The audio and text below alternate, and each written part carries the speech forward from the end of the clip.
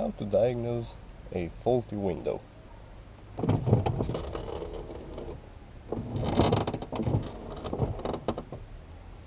Well, it's shit.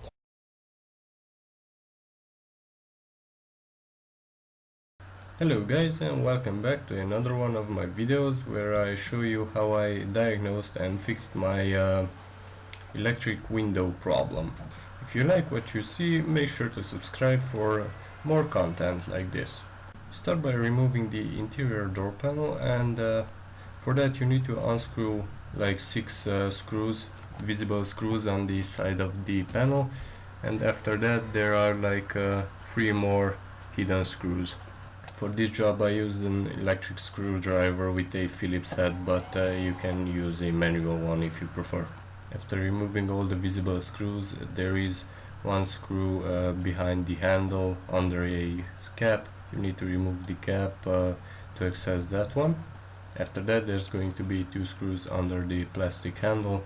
Make sure you pry it open from somewhere under, because it's a really soft plastic and it's like 99% that you're gonna leave some marks on it, and if they're less visible it's just better.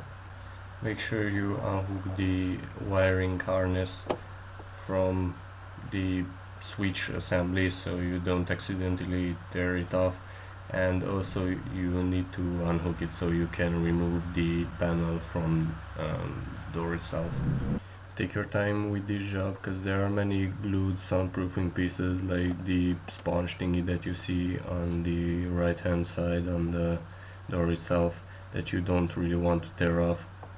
Unfortunately for me, Mr. Germany that I bought the car from, well actually I bought it somebody who bought it from him, so yeah, but basically he tore the door interior apart, and now the soundproofing isn't quite that good.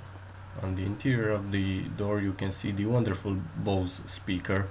Just kidding, it's not a Bose, I have no idea what kind of speaker.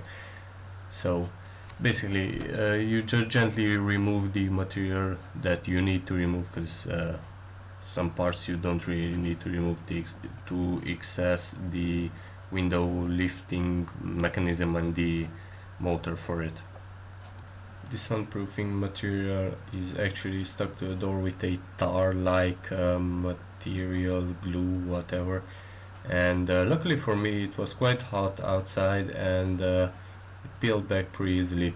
You can actually use a hair dryer or a hot air gun to make your job easier, but you pretty much need to peel back enough material to access the window lifter that you can see right under my right hand. And when the extra mile and peeled back all the sponge insulation part, so I can stick it back later with like more tape and in the correct position so it doesn't look like a piece of shit. Even that I don't see it, I want it to be nice.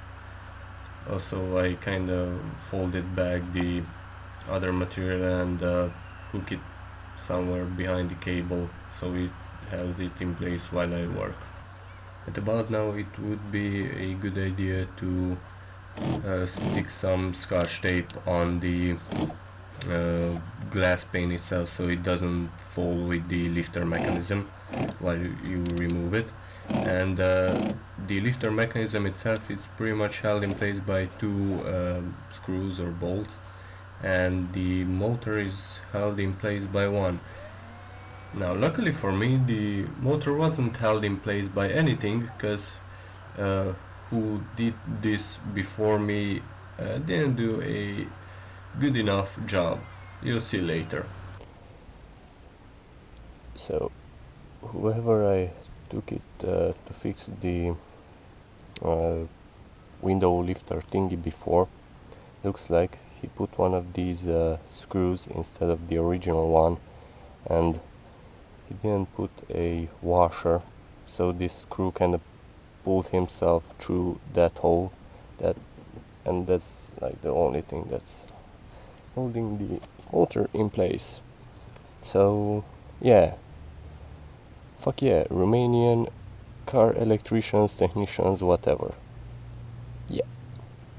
Fast forward a bit, I put two washers on the screw so that's held in place. Also I put some thread lock on it, and I also put thread lock on the other two screws that hold the lifter mechanism itself, so it doesn't get somehow loose and fall off again. So I removed the tape or scotch or whatever from the glass so it can be moved, and now I test it for the first time. Unfortunately, it isn't quite working as I thought it's going to do, and I had to fiddle a bit more with it, so I disassembled it and reassembled it again, and luckily now it works as it should. And about now I show you a clip of the assembled thing. I took my time to tape everything up in the interior of the door, like all the noise insulation and whatever those spongy things were. Anyhow, now it's working perfectly as it should. If you enjoyed, make sure to leave a like, and as always, have a really nice day. And free out.